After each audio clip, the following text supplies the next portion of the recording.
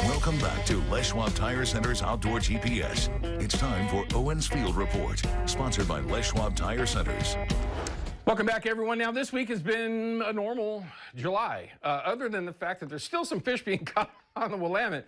Lots of folks still participating, but the fishing has certainly started to wind down. Now, as of August 1, things change. You're going to have a ton of different options to chase salmon around here locally, let alone heading down towards buoy 10, because it's going to get nuts. That first week, the tide set is really, really good. If the fish are available, meaning that they're coming out of the saltwater into the river itself, things should get very interesting.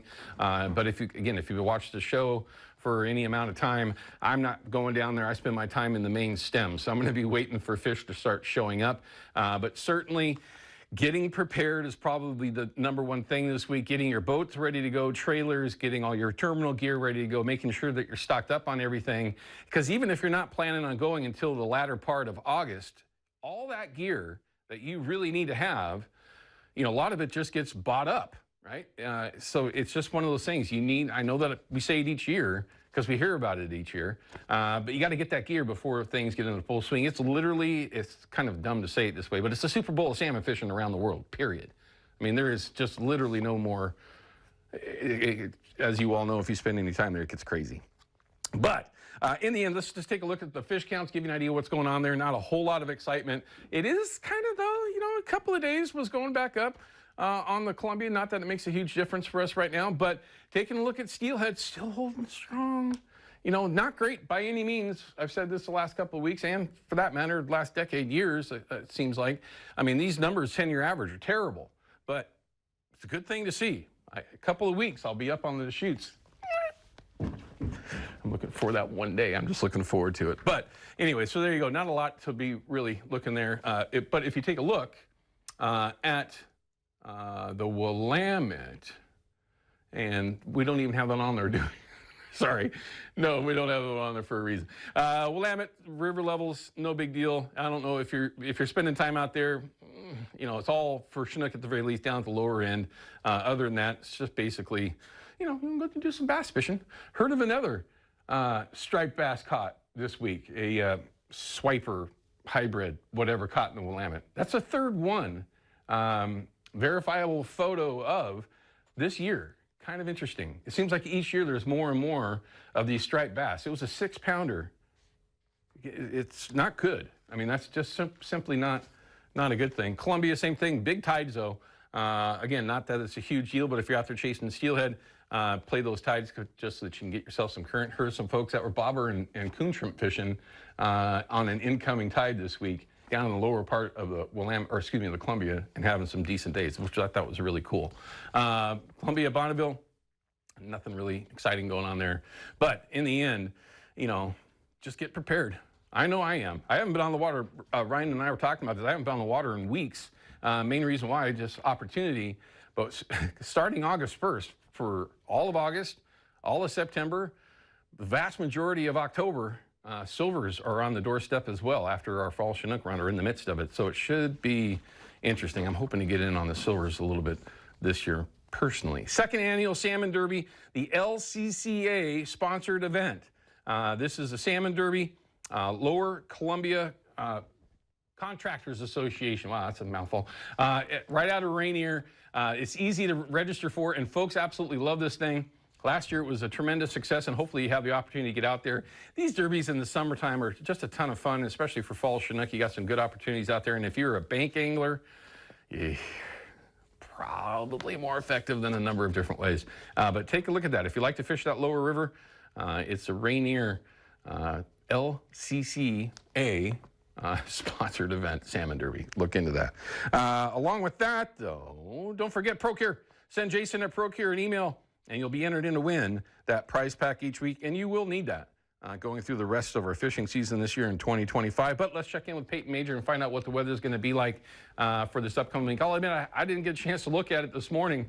Hopefully it's going to be similar to what we've had the past handful of days. Yeah, not too bad. I actually don't see any heat waves going into early August, so that's pretty rare for the kind of hottest on average 2 weeks of the year right now. We have a blanket of clouds overhead. If you are west of the Cascades, there's actually some satellite imagery if you're curious. But today we are going to be into the upper 70s, a couple low 80s. Nice nice and cool this afternoon compared to, our average high is about 84, so about 5 degrees less than that. And the future view forecast you can see here, we'll slowly see the sunshine. Hopefully, if you are in the valley locations sooner than later, it may hold on some clouds if you're in northwestern Oregon. I'll step aside here. You can see even a couple isolated storm chances if you are kind of in the really eastern half of Oregon here, and definitely another opportunity for tomorrow afternoon. I will say Sunday you'll wake up to some clouds, but luckily that will be very quick to clear, even faster than today. We have a couple hot days early next week. Very strong area of high pressure in the central U.S., but it's going to scoot a little west just for a few days. That'll give us just 2 days in the low 90s, but we are really watching this low. So this low kind of shows up out of nowhere, out of California, and it's going to bring a southerly flow into our region. Now, if you know anything about Pacific Northwest weather, southerly flow means usually some storms, or at least some really strong wind. And so you can see that slight storm chance west of the Cascades Thursday, Friday. I mentioned those storm chances if you are east of the Cascades. I think that's going to last nearly every single day through at least late next week. So just make sure you keep your eyes and ears peeled. That's 2 low 90 days, again, Tuesday, Wednesday, and then just really pay attention to the forecast as the week goes along, because we are several days out to Thursday, Friday. We just know there could be something interesting going on. So it's a good idea to stay tuned on our Fox 12 weather app, Owen. Well, you got me excited now. Does that mean we might have some rain coming? Let's hope. I mean, it's just hit or miss. I mean, some could get rain. If a storm doesn't show up, then you'll get nothing. So it's a mixed bag. Well, it'll be interesting. I'm hoping for some rain without the lightning. Thank you, Peyton, as always. We'll see you tomorrow morning. All right, before we get to a couple of different phone calls that we got here, the Jerry's is what Ryan's calling them. There's an event that's coming up on the 2nd of August for all of you archery hunters. And there's a lot of you down in the Central Oregon, actually, for that matter, everywhere, seems like. No shortage of us. There's a shoot coming up. This is at Three Rivers Archers. Three Rivers Archers. That's right outside of La Pine. This is August 2nd. It's a free event, and you can go over there and shoot their regular course and then their 3D course as well for free. You can find the information on ODFW's website, but you get an opportunity to go do that. I would highly recommend it, and I hope that you're shooting. I haven't been shooting enough, but at least I'm still shooting each week, and it's still, well, I'm no pain, so that's good. At least that's progress. At the very least, you need to be getting ready. It is right around the corner. All right, let's go ahead and check in with Jerry. He's actually out of Newport with a live report from the ocean. Jerry, what are you seeing out there, and how's the fishing? So we've been going here for a few hours. We've got 5 in the box, all cohos. About a mixed bag of 50-50 natives versus hatchery fish. How's the crowd? How's the crowd, Jerry? Is there a lot of people fishing? There's a fair amount there. I was surprised there was very few boats in line when we got to the boat at 6:30 this morning, and still parking left in the lot. But there's several boats out, but not packed in any one area. Would you call it really good fishing for this time of year, or is it just average, below average? What would you call it? I would call it average to really good. Lots of action. You know, we aren't getting much dead time waiting for bites. Yeah, well, hey, anytime that you can do, I mean, it's just a ton of fun. Oh, I got to ask this question. It's silvers in July. What are the size ranges that you're getting down there? So I would say we're averaging anywhere from 5 to 8 pounds right now. We're getting some of the nicer ones. It's kind of surprising for this early in the season. Yeah, that's the way it's been. That is the way it is all the way up and down the coast. All the reports that we've been getting from further south than you, and then up, of course, out of Astoria, a little bit larger than normal, which is a good thing as these fish are doing nothing but growing, everyone, right now before they make their way into the tributaries, either be along the coast or in the Columbia. Very cool. Well done, Jerry, and thank you for the report. You bet.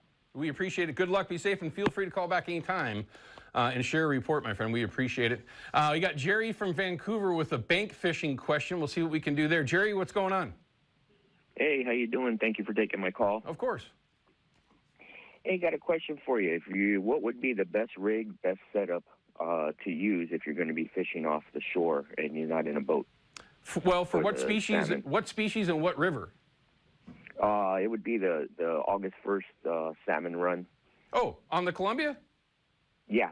Okay, so if you're going to be on the bank, the vast majority that are going to be bank fishing, and if you're new to this, I'm going to highly recommend that you go to YouTube and you pull up Cold Water Strong. Even the guy, I shouldn't say even, but they do tons of videos. The Addicted guys do some great stuff from the bank if you're going to be targeting fall Chinook, okay? Wobbler fishing is going to be dominant. And to be very honest with you, folks without boats, That might rhyme. Folks without boats, they outfish. Bank anglers outfish those folks, myself included. And I'm a boat person. I mean, bank fishing for fall Chinook in the right areas is deadly effective. We just had Ken Vellante in talking specifically about that. But in the end, it's going to be plunking, wobblers. Most folks are actually running that gear out with kayaks. Now, you don't have to do that. If you're going to be casting, spin and glows, size 2 spin and glows are very, very effective for fall Chinook as well if you're going to be casting from shore. So plunking is going to be the best way to go. Wobblers, probably the best technique, followed by spin and glows. And then, of course, you can run plugs down. The Killer Fish 15 slid down your main line is very effective in the right conditions. One of the biggest things, though, that you want to pay attention to, Jerry, is current.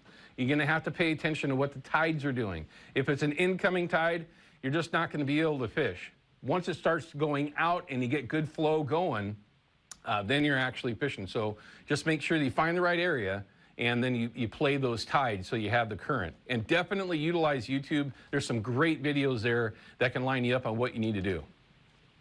Got it. I appreciate it, and I will watch those YouTube videos and get out there and get going. Oh, I'm telling you, it is one of the funnest ways to fish and extremely effective. Once you figure all of it out, like any other fishery, there's nuances and different things that you can do to be more successful.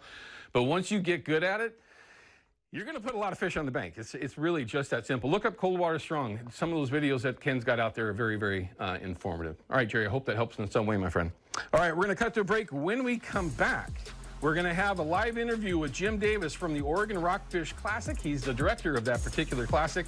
He's on the water chasing these things around. We'll find out how it's going in real time, and just cross your fingers. We got good video and audio. Outdoor GPS is brought to you by Owin Fishing, perfection in fishing gear, and by Haxton's Canvas and Upholstery, the trusted name of the Pacific Northwest.